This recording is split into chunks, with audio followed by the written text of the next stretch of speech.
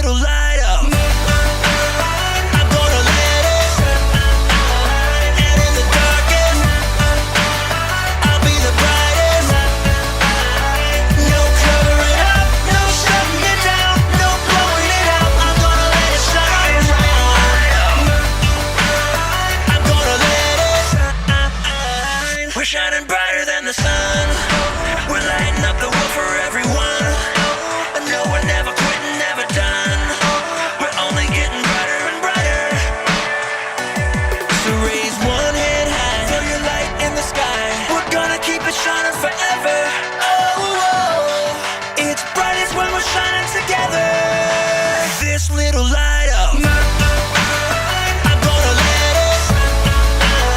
And in the darkest, I'll be the brightest. No covering up, no shutting it down, no blowing it out. I'm gonna let it shine. I'm gonna let it shine. This little light of mine, maybe it used to be little, but now it's a wildfire. It's growing bigger and bigger and bigger. Can't shut it down, can't blow it out, can't hide it now. It's shining around the world and getting hotter now. So throw your light up, come on, raise it higher. We gonna start a fire, it's only getting brighter. So burn bright in the night for the world to see. This little light is bringing change and it So starts with raise me. one hand high, throw your light in the sky. We're gonna keep it shining forever. Oh, it's brightest when we're shining together.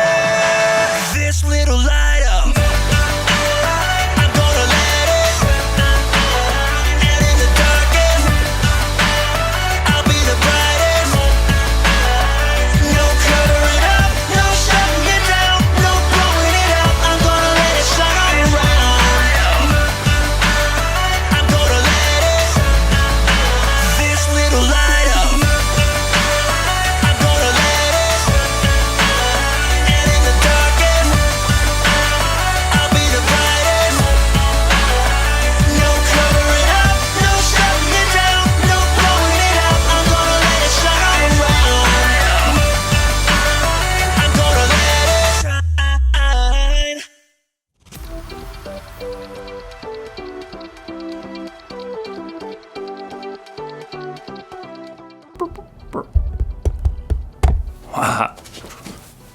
Hey everybody, it's me, Jacob, and I may not be a real astronaut, but I still know a lot about initiative.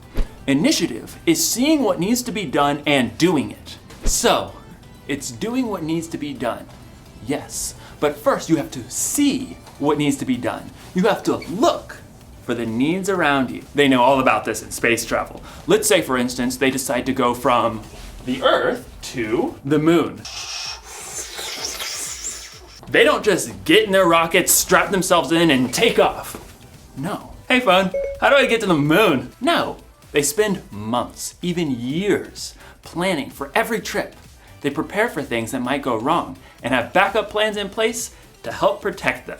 They look out for things that might get in their way, like other aircrafts or satellites. Look out for that asteroid! Oh, that was a close one. They decide before they even start the trip exactly where they're gonna go and how they're gonna get there. They know Aw, man. I ruined the moon! That was not part of the plan. But good thing, I had a backup plan. This moon is much sturdier. In today's story, we'll hear more about Nehemiah, who had a plan to make the city of Jerusalem stronger. And there was more to that plan than just rebuilding the wall. Nehemiah could have used a smartphone. Knock knock, who's there? It's phone. Hey, phone, question. How do I make Jerusalem stronger? Or maybe not. I'll see you in a few. The Bible. It's 66 books of history, stories, letters, and poetry that fit together to form God's one big story. The epic adventure of how He created us and loves us so much that He made a way to rescue us. As we travel through the Bible, from Genesis to Revelation, we discover people who met God and found their lives changed forever. Now, for an amazing story. Inspired by the book of Nehemiah, chapter 5, verses 1 through 12. Nehemiah had traveled all the way from the king's palace of Persia to the broken down city of Jerusalem. And there, with God's help, he rallied all the Jews living there to begin the epic job of rebuilding that city's walls. Who's with me? I say, let's start rebuilding. At first, the work went well. Each family or group took a different part of the wall to work on. We're making record time. Nehemiah and the people even managed to ignore taunts and threats from neighboring nations who did not want to see that wall rebuilt. If a fox climbs on that pathetic thing, it'll fall right down. The God of heaven will give us success. So it seemed like nothing was going to stop this big project until new trouble showed up. From inside the walls, a group of Jews in ragged cloaks came to look for Nehemiah where he was working on the wall. There's not enough food for everyone. We're being forced to sell our fields and vineyards just to buy grain. There's hardly enough to keep us alive. The king's taxes are high. We have to borrow money, but then we can't even pay the high interest. Interest was extra money the people had to pay back. It was so high they could hardly keep any of the money they made. Who's making you do this? Other Jews, our own relatives. We even had to send our children to work for them as slaves. We have nothing left. Please help us. This is not right. It's not right at all. I'll take care of it. Nehemiah was so angry that he didn't trust himself to act in the moment. Instead, he thought it over for a time. God, what do I do about this? His own people were mistreating those who had less.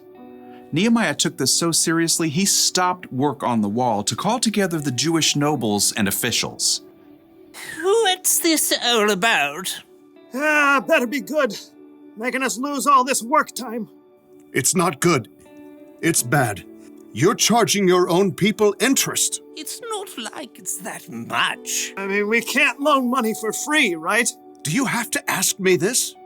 Think about it. Many Jewish people were sold as slaves to other nations, and we had to buy them back and bring them home. Now, you're charging so much interest, they are forced to become slaves again. Oh. No one could argue with Nehemiah. They listened quietly to his next words. What you're doing is not right. We have to show respect for God. Look, I am lending money and grain to the people who need it, and so are my relatives, but we aren't charging any interest. So, what should we do now? If you've taken anything in payment, give it back. Fields, vineyards, olive groves, houses, give it all back. Even the interest that you've charged, do it now. God moved in the hearts of the people because instead of arguing, they agreed. We'll give it back. We won't make them give us anything else. We'll do just as you say. Very good. Nehemiah sent for the priests so that the nobles and officials could make this promise before God. You must keep this promise, or God will deal with you. Amen. Immediately, the officials did as they said. Here are the papers. The vineyard is yours again. Oh, thank you. I've been working years to get it ready for a good harvest. I took too much. This is yours. This means my son can come home now. So once the nobles and officials made everything right, work on the wall began again, faster and stronger than before, now that everyone had what they needed. And Nehemiah continued to show his people how to treat each other, even though King Artaxerxes had appointed him governor.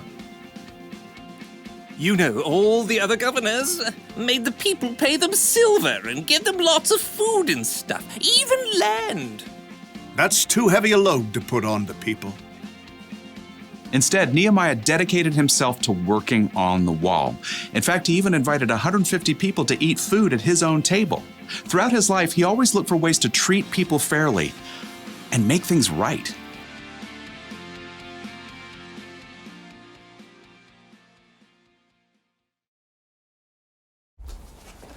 The city of Jerusalem was in trouble because the walls had been broken down. But that wasn't the only thing that was broken.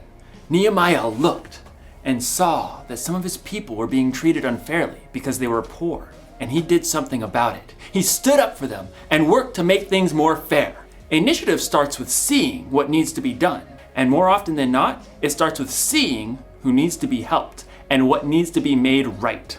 That's one of the reasons Jesus is so amazing. He saw people. He showed people how valuable they were by loving them no matter what, and he inspired them to love others. We're called to love people too.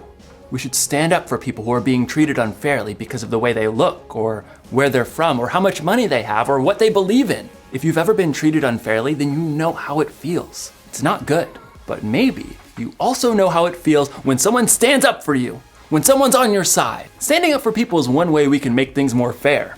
We can make things right, and it's one way we can show others the love God has for the world. So, here's the one thing to remember today. Look for ways to make things right. Make a plan. Decide before you start your day that you're going to look for the needs around you. And speaking of needs, it looks like I'm gonna need another moon. This one's just too delicious. This moon tastes like cheese. Oh. I'll see you next time. Oh, there goes my face up.